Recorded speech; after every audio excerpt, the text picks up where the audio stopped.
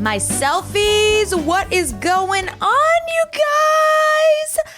Oh, I'm feeling good. I'm not going to lie to you. I'm feeling fantastic. And the reason I am bragging about that is because I was not feeling fantastic a couple days ago. Let me just tell you. I am so here for when you feel good, fucking lean in, like unapologetically feel the goodness, because we all know how fleeting it is.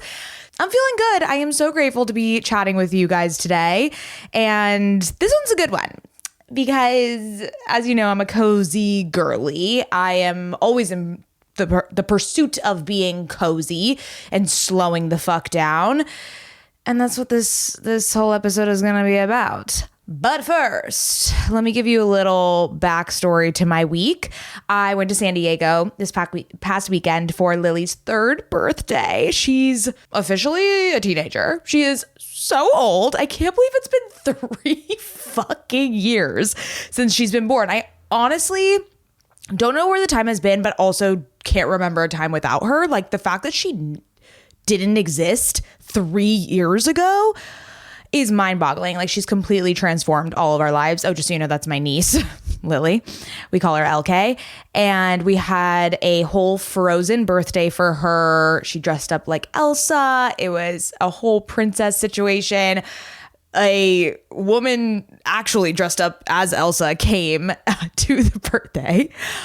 And I don't know. It was questionable to me. The wig was a little, honestly, I think Lily was sniffing her out. I think Lily knew it wasn't the real Elsa because she didn't seem that believable. I'm sorry. I'm just going to say sorry to this woman who that is her job to be Elsa at children's birthdays. But I think we need to maybe update the wig, is my recommendation. All right. Also, I went on a sister moon with my sister. If you don't know what a sister moon is, it's like a honeymoon, but it's with your sister. Very self-explanatory.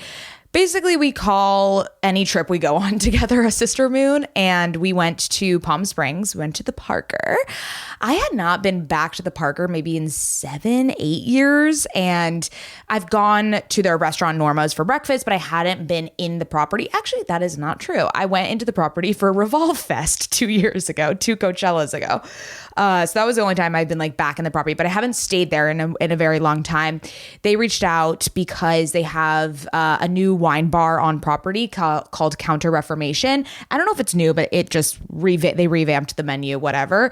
And, you know, to take content and go there and review the wine bar as well as have a little staycation. I call it staycation because my mom lives in Palm Springs now. So whenever I go there, it kind of feels like home. But the Parker's just, I mean, it's the most classic and iconic hotel there ever was. All the interior design is by Jonathan Adler. It's spunky, it's eclectic, it's bold, it's patterns, it's color. Very, you know, you would think I wouldn't enjoy that, but when it comes to the Parker, you lean in to the whimsy and you're just enveloped in it. 11 out of 10 recommend for a girls trip, for obviously even, it's a more luxury price point, but for an anniversary, whatever, birthday, it's a classic for a reason. And okay, let's go through things worth sharing. So I am actually going to a favorite things party. So this is a concept that blew up on TikTok last year during the holidays. It's basically a party where everyone brings their favorite thing from the year. And it's kind of like a white elephant and you exchange gifts. And so we did it last year. It was such a hit, but actually what was more of a hit was I did a TikTok of my favorite things and then what I ultimately brought to the party, and it went so viral. It was nuts. But basically in my last year video, which honestly is a lot of my favorite things this year, I think I'm just a creature of habit. One was the Crown Affair finishing gel. That's what I actually brought to the favorite things party. It's still my favorite thing. I mean, you can see it in full effect right now. I had the Salt and Stone body wash, still my favorite thing, still the only body wash I use. And the Heaven Mayhem earrings, like there was a bunch of other ones. But this year, which is actually from the favorite things party last year, I started using this, the Dead Cool laundry detergent. Listen, I was a Tide Pod girly for far too long, okay? I was like, it's laundry. Who cares? I don't want to spend more money on something nicer. I don't care. Just give me the Tide Pods and they smell nice and it gets the job done. No.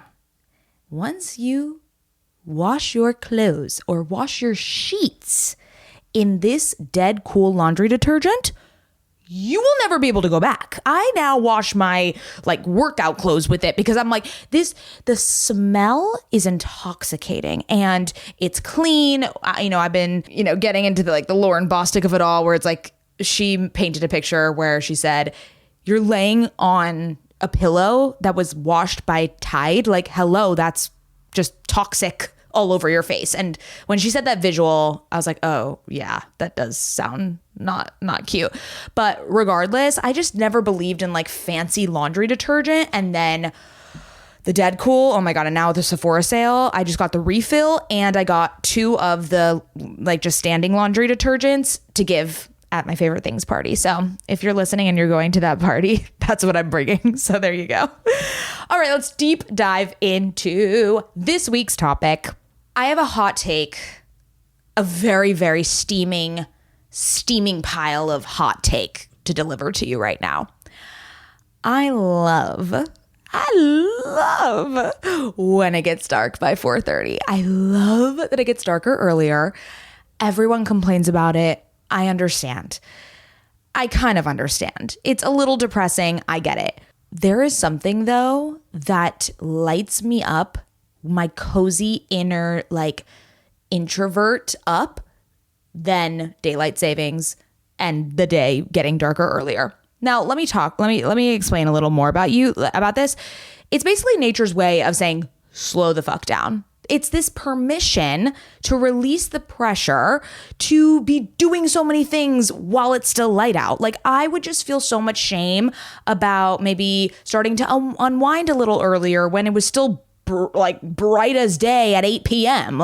I just felt so weird about winding down for the night. Whereas now we are just given nature's way and nature's permission of slowing down, leaning in to the dark moodiness of this time of year. So I don't know. It just got me thinking also that this time of year is more about releasing and getting the tension off rather than revamping up, right? I feel as though spring, or definitely beginning of the new year and spring, those are times for revamping, reinvigoration. Now we're in reflection. We're sitting back, okay? I don't want a to-do list. I want to flow. I want to be cozy. I want to be nurtured. All right. That is what the holiday season is about. So to me, it's hibernation mode. We're kicking into hibernation mode. That is my focus until EOY. All right. That is why I created this holiday survival guide for your nervous system. I thought that title was pretty good. Okay. So here are some of my ideas for ways to just survive the darkness. If you are one of those people that is like, oh, I am depressed at this time of year, I'm going to help you get out of that. All right.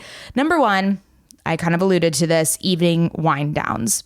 We're doing no phones before bed, guys. Okay. It's officially your time. You can do it. I promise. I used to be the girly that had the alarm clock on the phone, had it on my nightstand, was doom scrolling until I fell asleep. I was her. If that is you, I know what it's like. Put the phone in another room, all right? Just for one night. Just see how it feels. Now, if you can't put it in another room, that's fine. Put it across, just out, not near you, okay? Put it across the room. Mel Robbins always said, if you were addicted to cocaine, would you just put a whole vial of cocaine next to someone's bedside? No, you would get it the fuck away from them, right? So that is the first thing. We're going to dim the lights. We're going to read a real book. Now, I know this is controversial. I understand that reading on a Kindle is a real book. I know. I have a Kindle. I've read on the Kindle. I am a deep hater of the Kindle, okay? If it works for you, that's fine. To me, it still feels like I'm on a screen. There are so many screens in my life, and I understand Kindles don't look like a real screen. I get it. I have so many screens in my life. You have so many screens in your life. To me, my brain still thinks it's a screen. I need to touch a fucking physical book. Call me a millennial. Call me a millennial. I don't care. I need to touch a physical book, all right? I need to bend it. I need to be holding on for dear life while I'm reading, all right? I need to crease the edges. I need to break the spine. I need to smell the pages. That is part of the reading experience for me. And the Kindle has none of that. So let's read a real book, okay? Let's go pick up a book from your local purveyor and let's read a fucking book. You're going to grab a cup of tea. You're just going to, the whole experience, you're going to put on a candle. It's going to get cozy up in here. All right. Number 2, mindful movement. Now, this is separate from your actual workout, whatever you want to do for the day, but I love a short walk after dinner. That really helps the digestive system, if you know what I mean. I love to do a little like slow stretching while I'm watching TV. Best one, legs up the wall. There's a reason legs up the wall is so popular and works. I'm a bloated girly through and through. I don't think it's like the cure for bloated girlies, but there's just something. It's like that TikTok. Am I better than everyone? There's something about legs up the wall that makes me feel like I have my shit together. All right, number 3. This one is something I'm really leaning into for the next couple months, creative activities. So I'm talking puzzles. I'm talking needlepoint. I'm talking knitting. I'm talking playing Rummy Cube or Mahjong. Okay. We are leaning into the grandma hobbies. This to me is basically mindfulness disguised as play. All right. You're off your phone. We're going analog. We're disconnecting. All right. I just love grandma hobbies. I do. And the needlepoint is still on the list. Okay. I promise I'm going to do it. And I'm also going to get a trendy puzzle. I go to these like tchotchke stores and these little shoppy shops and I see the puzzles and I always want to get them and I just never do. I'm going to buy one this year. That is my promise to you. I will be buying a puzzle and I'm going to be one of those bitches that has like a half done puzzle on their dining room table that like I just walk by with my little matcha and I put one puzzle on, like one piece into the puzzle. Like I want to be that. That to me screams intelligent. That to me screams I know how to be intentional with myself. Like that again also screams like I'm better than everyone else. So lean into those creative activities, the grandma hobbies, if you will. Number 4, community moments. I'm talking, so all of this, I love the idea of like simple traditions. And these kind of feel like simple traditions. My co-founder and best friend, Lauren, every year her and her sister do a holiday cookie exchange. So everyone brings a cookie and it's just this giant table of all these different cookies. You can either bake them or you can go to your favorite bakery and grab some.